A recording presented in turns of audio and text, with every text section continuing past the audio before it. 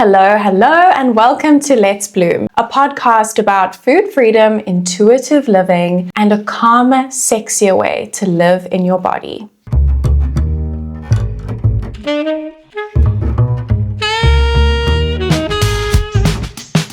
Hello, and welcome back to Let's Bloom. Today, I'm thrilled to have Nina with us, who was one of my one-on-one clients earlier this year. She was so successful with my method, and she went on to curate her own version of Bloom, which has elevated her life in so many ways beyond the food, the exercise, and her body. Nina is living proof of what's possible with the Bloom method, and I can't wait for her to share her journey with us. She has gone through a true glow-up inside and out, from a restrictive mindset to uncovering a life rooted in self-trust, self-confidence, joy, and alignment with her body's cues. So, whether you are curious about the method or just looking for inspiration, this episode is for you. Nina is an amazing mental health professional and business owner in South Africa and is honestly one of the kindest people that I know. Nina, can you paint a picture of where you were before starting Bloom?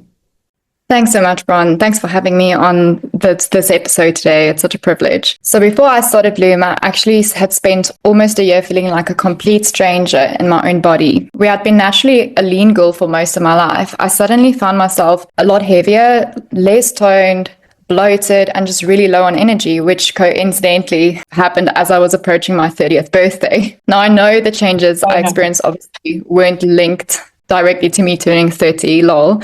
It doesn't work that way, of course, but I mentioned this milestone of turning 30 specifically because I also just want to touch on how society conditions us as women to believe that there's so much of our value is rooted in youth, beauty, and looking toned and skinny for as long as we can. And this is a misconception I really want to dismantle, because what empowered me so much about the Bloom method was the significant mindset shift that I had that happened for me from being young and skinny just for the sake of it, or for society's sake, to becoming a stronger and healthier version of myself, healthier than I've ever been before.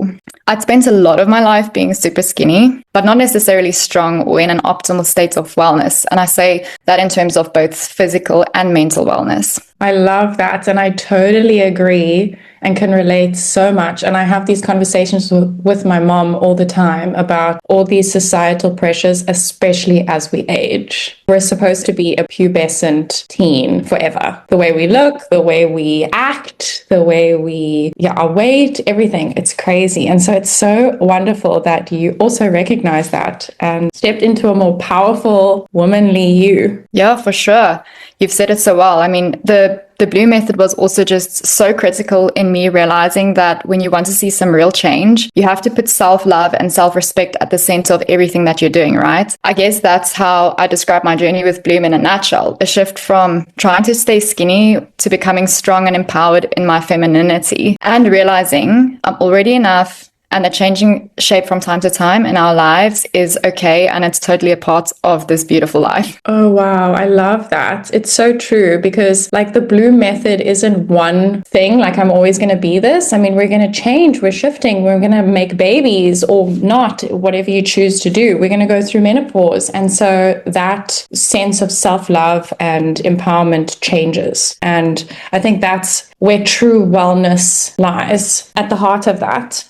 So would you talk about, because you are a super high functioning, successful woman, and you are so kind, you make everybody else feel amazing. Would you say that that was quite a heavy weight to carry? And how did that play into maybe how you looked after yourself? And did you put yourself second, perhaps? Yeah, for sure. I've got quite a lot to say about that topic in particular, because, how our upbringing and like where we come from shapes our relationship at first in those very formative years with the relationship we have with our body, how we relate to exercise and how we relate to food, right? So I definitely say that my upbringing did shape my relationship with all three of those key points that we mentioned. If we start with body and food first, since I kind of find that those two are interconnected, especially for me and in my personal experience that I'd like to share. I must say that I was very fortunate to have grown up with a mom who never obsessed over her own weight or size. So I was never really introduced to diet culture in my family home or as a teen. And I don't know how many girls and women can actually say that, right? With so many different fad diets and societal expectations over recent decades. My mother was very big on nourishment. She cooked home-cooked, well-balanced meals with mostly whole food ingredients almost every night. We didn't get takeaways too often, and we did enjoy sweet treats for sure, but in moderation. So there was a really good balance overall, and we never really felt restricted. So I think that created a healthy environment in which my siblings and I could develop an appreciation for both super healthy foods, but also for those unhealthy foods without latching too hard onto one or the other. That helped us to be quite open-minded. And that's why I think I'm lucky enough to be able to say that I've always had food freedom, which I know is a term that you often use with the Bloom program. Food freedom is such a big goal. And I love that that's the approach that we're taking. And not just, it's not about restriction, but rather freedom. However, it's not to say that I haven't had my challenges with my body image and wanting to look a certain way. I did spend a large part of my youth feeling very insecure about certain features that I wanted to change about myself, because like most young girls out there, I just saw these airbrushed celebs and models in the magazines I bought, on the TV, and on the posters that I would put up on my bedroom wall. So I was constantly comparing myself to how they looked, and I felt quite ashamed that I didn't look like them at times, only to realize, of course, years later that I had been comparing my bare makeup-free face and my pretty scrawny boyish figure to girls who were not only much older than me, but also girls who had spent hours and hours getting their hair and makeup done by world-class professionals. So I just want to normalize this experience for any other girls or women out there who may be able to relate to this, especially in the present day where, social media has just warped our perception even more. You can't even believe what you see online these days. And even when we know that as adult women, we still find ourselves comparing ourselves sometimes to these airbrushed celebs or these heavily filtered faces of people we once knew. I mean, just imagine the impact that it's having on young girls, right? So I do want to bring a little bit of an alternate perspective to this whole body image struggle that I had as a teen, which I think some listeners might actually find quite fascinating, since it's a little bit in contrast to what we typically hear in the media or in general conversation in the narratives about diet culture. And the reason I want to share it is because I just want to show how much your environment can affect your perception of yourself and also what's desirable.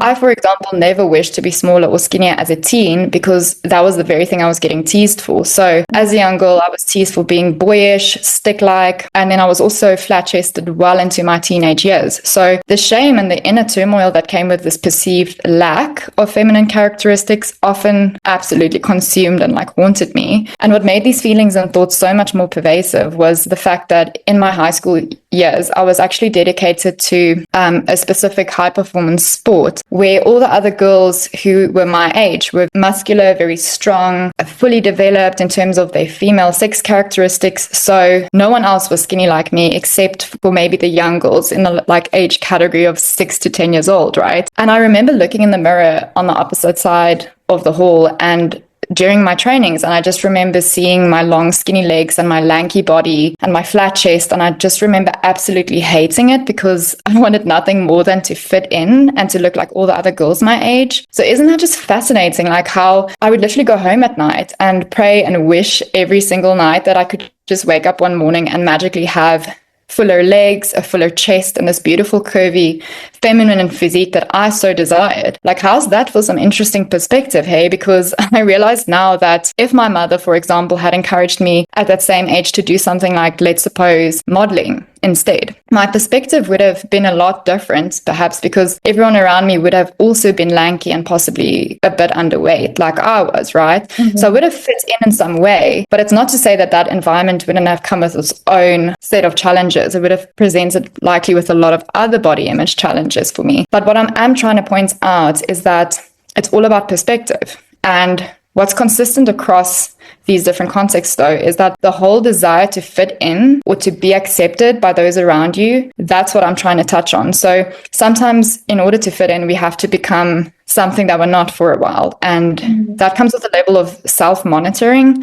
And I want to say even self-betrayal, because I mean, that's my take on it. Becoming something you're not just to be more desirable or to please others at the expense of your own authenticity and your own inner truth. That's where the inner turmoil starts, I think. And what the Blue Method helped me to do is it helped me to come back to myself by bringing me back to a space of self-love, self-respect, where I was being true to me and respecting my body by focusing on strength rather than any form of external validation or belonging. And so, that brings me to the third point, which is exercise.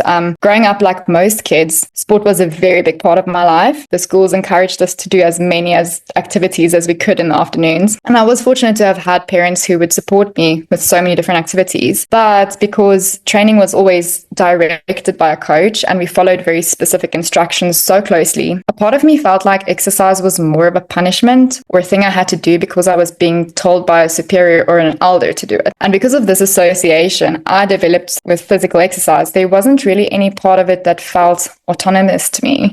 So after I finished high school and started university, there was no longer the pressure to take part in seasonal sports, and that's where my gym era began. So I remember going to the gym purely to maintain a slim figure. And I started realizing, of course, that you can't just party and not do sport and expect to keep looking skinny or fit. So gym became more of a punishment for me, or this thing I hated doing, because I felt like I just had to go. Like I just had to do it even when I didn't want to, right? And I never wanted a personal trainer because it reminded me a little bit too much of school and having a coach telling me what to do all the time. So I wanted to be independent, autonomous, more than anything else, right? And so the issue that actually happened, the issue I encountered was that I didn't really learn anything new about physical training or exercise for many, many years, at least for the last 10 years before I started Bloom. I would just kind of default to running on the treadmill and doing the elliptical machine because I read somewhere once that this will make me more skinny, but this will keep you lean. And I was way too insecure to go into the weight section, or the bro section as we call it, because I didn't want people watching me, and I had some serious imposter syndrome when I went to those sections. So at most I did a yoga class or a Pilates class here and there, but I remember always having felt so insecure and like there were all these eyes on me, even though now I realize that was absolutely not the case. But I was just so self-conscious, and it's honestly such a blessing to realize how far I've come since and how the Blue Method has helped me to overcome these fears as well. So I now proudly do my weight training in the main communal area or in the weight section. Yeah, can you believe it? And I have the confidence in knowing that I'm getting stronger each time I increase the weights, and that no one can take that away from me. I know what I'm doing, and I know that there's purpose behind every movement, behind every rep and every set that I do. It's no longer this aimless chase for some superficial result, but more like a focused and intentional path that I've been able to carve out for my own long-term health and longevity and my overall strength. That's where the Blue Method feels so sustainable to me. Yeah, and it's just completely helped me to change my mindset, and it's something I'll be able to carry forward with me for the rest of my life. Wow, I can say so many things. That was so beautiful. You said it so well. Just to echo some of the things you said about your body image in high school, it's crazy how we always want what we don't have, and we're always never good enough. And as you say, you almost have to portray yourself to come back to yourself. So that's why also another core principle of Bloom is that we don't have to love our excess layers. We don't have to love our excess storage that we're carrying. But we have to love the essence of us, who we are. Whether you're carrying layers or not, maybe emotional or physical, the essence of you have to have almost radical, like how would you say, like rebellious, radical self-love, because there is no you, and we can choose to treat our bodies a certain way, but we can't choose what the body is that we have. And that, I mean, our ancestors gave it to us. It's the most beautiful gift. It's funny how we have to take take such a roundabout route to come back to ourselves and loving ourselves. So I'm so glad you found that. It's beautiful, really. It's been such a privilege and a very an eye-opening experience for sure. And I mean, you also mentioned earlier, about carrying emotional pain and trauma almost in your body. I think none of us can actually go through life unscathed. We all experience trauma and pain in whichever shape or form. Oftentimes, we also hide a lot of that pain under a very high-functioning sort of external persona, So I mean, if I can just touch on that real quick, I feel so passionate about that topic because of my own work in the mental health domain and my own journey. So if I can talk a little bit about that. Go ahead, please. I would love to hear. And I'm sure everybody would love to hear. Amazing. Well, what I've found interesting is that, of course, like I said, no one goes through life unscathed, but it's always been fascinating to me how each person copes with their pain and their trauma in such a different way. Mm-hmm. For example, my way of coping with my emotional pain and my circumstances when I was growing up was to become a people pleaser. I was often labeled as the easy child. Mm-hmm. I wanted to make sure everyone was okay all the time and go above and beyond for those that I love. So while that is something beautiful in some way, I mean, it became exhausting in my adult years because I was doing this in every context. So at work, with friends, in relationships. I mean, I started feeling more and more like nothing I was doing was ever good enough. And I became increasingly obsessed with like doing things perfectly. And so for those listening today who can maybe relate to this experience, I think they might also agree that there's this, when we have this obsession with doing things perfectly and just showing up perfectly all the time, it often ends up leaving us feeling a little bit stuck or frozen at times because you find yourself procrastinating due to the fear of even starting the task, because even just starting the task is so daunting because you know that once you start, you will have no choice but to do the thing perfectly. And I mean, your brain and your body know from past experience that it takes an enormous amount of effort and energy to do that. While I wasn't exactly a high-functioning kid in primary school and high school, I was definitely a high-functioning daughter and an athlete, right? So academically and career-wise, I would say that the high-functioning part of my life really only started when I started university, because that's when academics became a little bit more of a focus for me. But looking back now, I actually realized that the different achievements and the accolades that I received over the years were in some way distracting me from a lot of really necessary inner work that I still had to do, right? That's where the real growth happens, I think. Not when you're keeping everyone happy and making things look good on the surface, but it happens when you start letting people down by choosing your truth and your authentic life path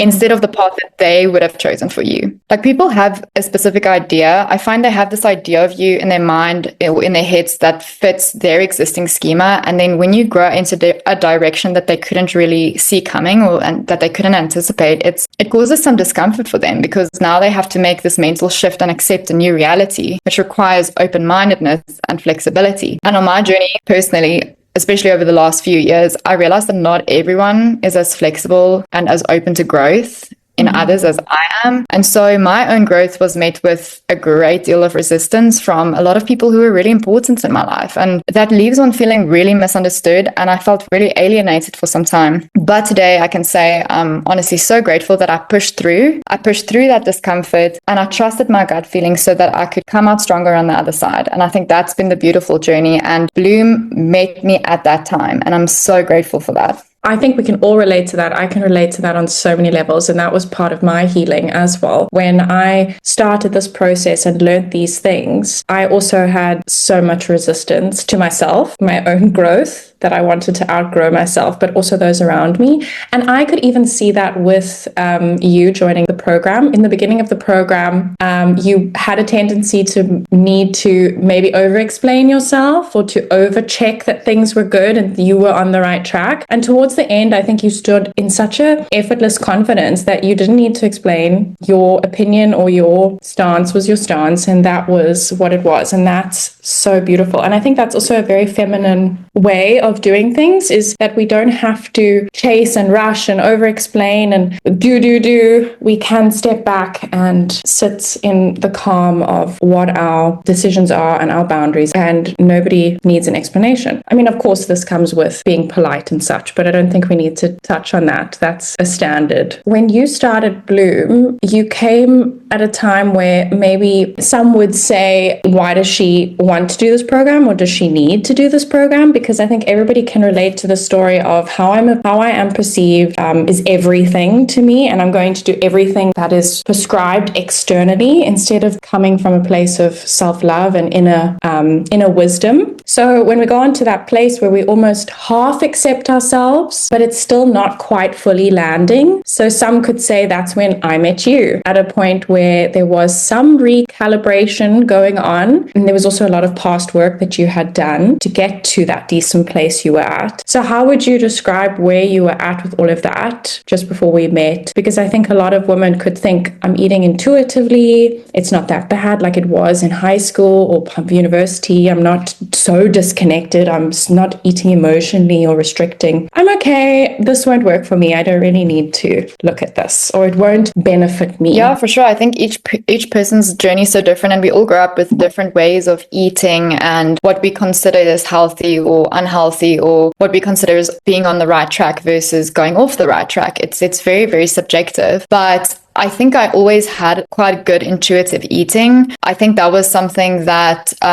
like I mentioned before, with the context I grew up with at home, with my mom being very focused on nourishment and quite healthy foods. But an interesting thing that I did notice was, but right before I started the Bloom program, I was actually in one of the most difficult seasons of my life. I was riddled with anxiety over lots of uncertainty about the future. I was in the middle of a complete identity shift, which I'll get into in just a moment. But what I found happened when I was in a really bad space mentally was that it's almost like the food I was eating, I wasn't experiencing it as well as I had when I was in a good state of mind. So it's almost like the effect that the food was having in my body, it didn't feel like it was the same as it had always been. Like I suddenly started feeling bloated from eating the foods I'd been eating perfectly fine for many years with no issues whatsoever. Mm-hmm. So it's interesting how there's this connection between your stomach and your gut and your mind. Mm-hmm. I can only speak from my own experience. It was interesting how a lot of foods that had made me feel slim and healthy and had made my tummy feel good before suddenly just didn't make me feel good. Mm-hmm. And I thought, what if I'm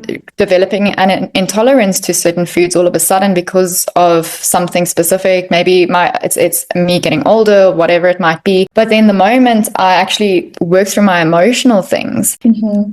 Things returned back to the baseline.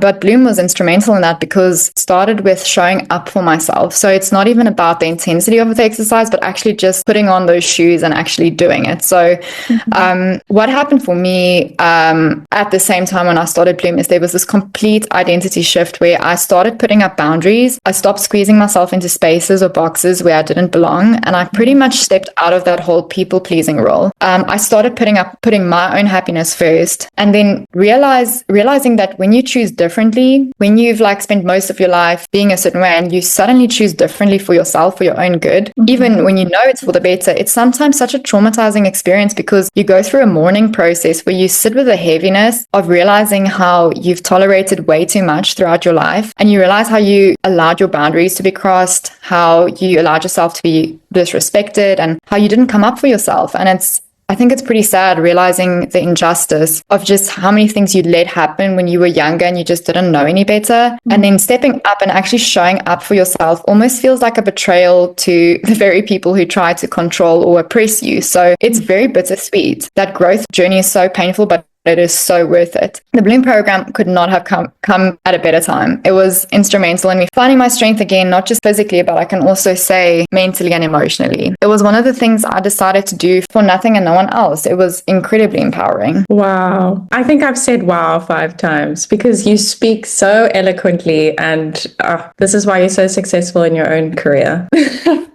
Yeah, I mean, to touch on that, the gut-mind connection, it is so incredibly powerful. And I think I mean, I also had my own battles with my gut emotional connection where I was also all over the place, and it played a role in my gut. And, you know, you would immediately think, oh, I need to turn to kimchi and probiotics and things to heal my gut, when a lot of it happens based on the stress and inflammation in your body and how the trauma sits in your body. And when you are releasing those things, your body can go into rest and digest stage. Your body can actually lower the cortisol. You can connect with your body and your food. And so that's also, I mean, majorly part of Bloom. Is week 1 of Bloom. It's all about calming the gut. And because that's the basis of everything. Everybody wants to skip over that. Oh, no, what's the mechanisms? How can I manipulate my body, when the baseline of everything is calming the gut and coming back to self? I mean, and you were so clearly so successful with the method, living by the principles. You got it right away, and you've really never left it since. What did you notice change when you began listening to your body's once instead of those things that you thought you should do? I think you've touched on a lot of shoulds, the people-pleasing space. I should be on the treadmill. I should be doing this. I should be doing that, instead of standing in your once, not what everybody else is doing, whether it's a certain type of exercise, a certain food to eat, a certain principle to live by, but actually what feels right to you. So can you touch on a little bit of that? Yeah, I think I was just so ready for change. It's like that saying that goes, if you always do what you've always done, you'll always get what you always got. And I didn't know the next step. The future was super uncertain for me at the time. When I first discovered the Bloom method, there was so much happening in my life. But all I knew at the time was that I couldn't continue to feel the way that I'd been feeling up until that point, and that I wanted to live, eat, and move with intention. And I wanted to do so intuitively, of course. So I wanted to listen to my own voice, my own voice in my head, rather than listening to those voices around me that I kind of had such an influence over me all my life. Such a big part of me stepping into my strength and into my confidence, and just trusting my own intuition again above all else. Oh, so beautiful.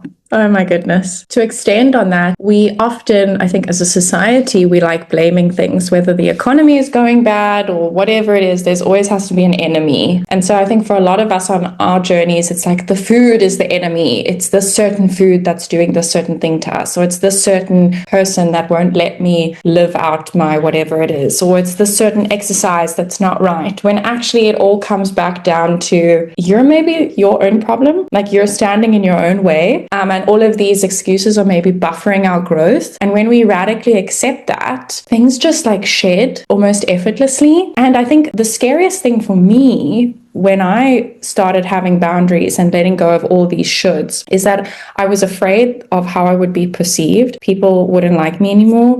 People would leave me. But actually, that was not the case. A lot of people respect you more, and you have stronger relationships, stronger career paths, because I think you have a stronger sense of self. Okay, I know that you love the treadmill, and you touched on that in the beginning, how you went from school and then you found the gym, but you were too scared of the bro section, and you loved the workout classes and to burn a whole bunch of calories because it's something that you thought you should do to look a certain way. And how has that concept for you changed now? Do you enjoy those things from a new perspective, or have you let go of them to perhaps find other things that actually align with what makes you feel really good? Yeah, that's definitely been a major shift. I think I now focus less on, let's suppose, treadmill or cardio for some sort of superficial improvement. And I also I do classes now because I like to be around people and I love having that sense of community. So now I do exercise for different reasons. It's no longer about aesthetics. It's about belonging, community, interacting with people, getting stronger. I mean, these days, if I do go onto the treadmill, it's for a 10-minute warm-up run, but that's so that I get my muscles in the right condition to do my strength training, because I found that with the strength training was actually the secret all along, especially after turning 30. It wasn't like there was some dramatic change between 29 and 30, but I think that it was noticeable to me that I had been chasing the wrong thing all my life. I mean, I would sit the whole day behind my computer at a desk, not move around, and then go for a very intense 30-minute run. And then I would have the worst inflammation in my legs. And I would be like, why are my legs not getting skinny? They always look inflamed. But it's because I wasn't moving moving throughout the day. So I think one thing I just want to kind of leave the listeners with when it comes to my own story is that there are so many different ways to achieve a goal that you're chasing. And for me personally, getting stronger was just the secret to a lot of the things that I had never been able to crack before. So when I was rooted in strength and just being stronger and showing up for myself, not just physically but also mentally, that was the ultimate shift. And I realize now that movement is a privilege. I see all movement as a privilege, no longer a punishment. That's the big takeaway, I think, with the Blue method for me. Just to echo what you said, it is so different for everyone. And that's what I think is the big bone I could pick with the traditional wellness and fitness industry, is that there's a specific way that will get you a specific thing that you want, and the way that you're doing it is wrong. And that's just not the case. And so I think listening to those body's cues to say, is this really making me feel good or not? And if not, maybe it's time to let that go. So how has your Bloom journey affected your relationships, your boundaries, and taking a leap towards the things that make you happy and leave those things behind that don't, or if at all? Well, I think the Bloom method definitely taught me to respect and value my time and to be more selective with where I put my energy. I realized something fundamental, which is that if you sacrifice your time that you would have taken to exercise for something else, like finishing a work task for your boss, or because you have this paralyzing anxiety from a loved one not treating you right, you essentially give that strength over to them. You waste the time that you would have had to make yourself physically and mentally stronger on a cause outside of yourself that probably won't matter in 6 months' time, right? So that really put things into perspective for me. Life is short, and every gym session, walk, or physical activity we skip or push aside is a missed opportunity to have contributed towards a healthier and stronger future self. That is so well said. Amazing. Nina, it has been an absolute pleasure to chat with you. Thank you for being here and being so open and vulnerable with sharing your incredible story. And what I love about you as your coach during the program and afterwards is how you are not only so open to share your wins and to inspire those around you, but also those, oh, you know what, I'm having a little bit of a moment, I'm a bit stressed, it's not going amazing, but it's okay. Let's lean into this. Because I think that's so key. It's recognizing that you don't need to be perfect. You just need to be you. Sometimes we disconnect, and then it's just about taking a moment to reconnect with ourselves. If you are interested in learning more about Bloom, whether it is working with me one-on-one or my other programs, you can check out my Instagram, bron.elizabeth, or my website, bronwynelizabeth.com. Thank you, Nina. Thanks, it's been great.